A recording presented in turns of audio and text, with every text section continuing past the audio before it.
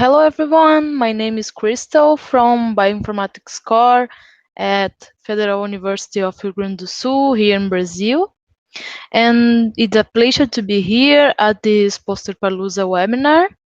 And today I want to talk a bit about my project of PhD about neurological impairment and system biology approach, called System Biology Gives a Clues about the neurological impairment in MPS. So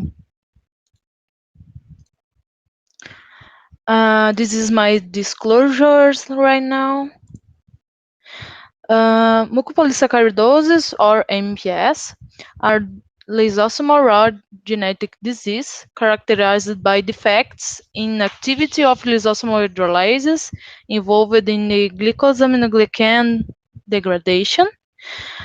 And these patients with MPS present severe progressive multisystemic involvement in several tissues and organs, like the central nervous system. So there are 11 types of MPS, and 7 of them present neurological symptoms like cognitive impairment, behavioral problems, seizures, sleep disturbances, anxiety, depression, and these symptoms are variable according to the patient.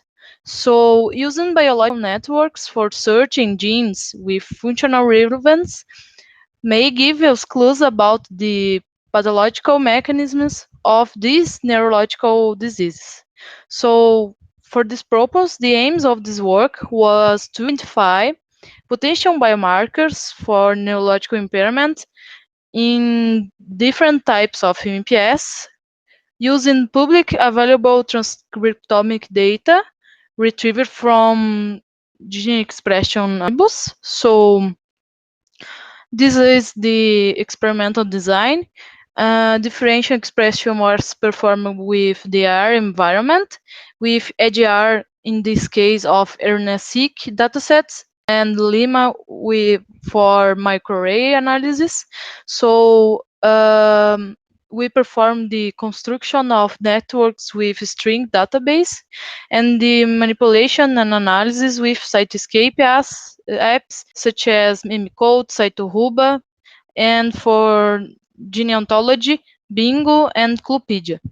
So for more information about these datasets, we have a tool called MPSbase. It's a comprehensive repository of gene expression in MPS.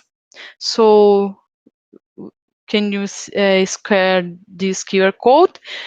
We have 2 datasets from RNA-seq, which MPS1, MPS2, 3 datasets of microarray, which is 2 of MPS3B and 1 of MPS7. So this is the summary of these results. This is a GeneHub analysis performed with Cytohuba. So we have this first one, network of MPS1, top 10 genes. The first one is related to transGOLD gene network. We have this second here from MPS2, and the most GeneHub is related to spliceosome. This one is a dataset of MPS3B. This gene is related to immune system pathways. This one is very interesting because all of the GeneHubs are the ribosomal proteins, and these proteins are impaired in Alzheimer's disease and is related to p53 cascade. And finally, this one of MPS7, the most hub gene is this one related to astrocyte reactions, and this, when upregulated, is related to neurodegeneration and Parkinson's disease and Alzheimer's disease. This is a summary of gene ontology analysis of MPS 1, MPS 2, MPS 3B, and MPS 7. So several pathways related to these datasets, like autophagy, axonginase, notch signaling, is related to synaptic plasticity. For MPS type 2, calcium signaling pathways are deranged, neuroactive ligands receptors, insulin pathway, and other immune system pathways. For MPS type 3B, the TLR4 signaling is a immune system pathway. The complement activation, Wnt signaling, epidermal growth factor receptor signaling too.